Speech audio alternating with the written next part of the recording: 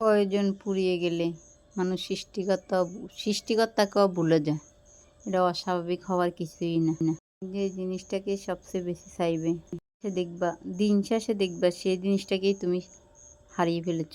তাই দুঃখ পেয়ে লাভ নাই। মানুষ এমনই, এভাবে অ্যাডজাস্ট করে পৃথিবীতে বেঁচে থাকতে হয়।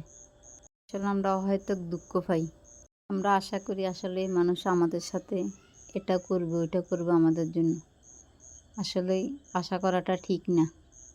ওই মানুষগুলোই আমাদের জীবনে ভালো থাকাগুলোই কেড়ে নিয়ে যায়, জীবনে সুখে থাকাগুলোই কেড়ে নিয়ে যায়, জীবনে সুখ কেড়ে নিয়ে যায় ওই মানুষগুলোই, যাকে আমরা বড় আপন ভাবি। সেই মানুষরাই আমাদেরকে বড় কষ্ট দেয়। এটা সরিয়ে নিতে হবে। মানুষের থেকে কিছু আশা করাটা আসলেই ঠিক না।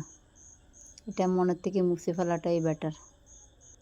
কথাটা ছোট হইলেও অনেক দামি। মানুষ প্রয়োজন ফুরিয়ে গেল সৃষ্টিকর্তাকেও ভুলে যায়। সেই মানুষ প্রয়োজন ছাড়াই আপনার জন্য অনেক কিছু করে ফেলব, এটা ভাবাটাই বড় বোকামি।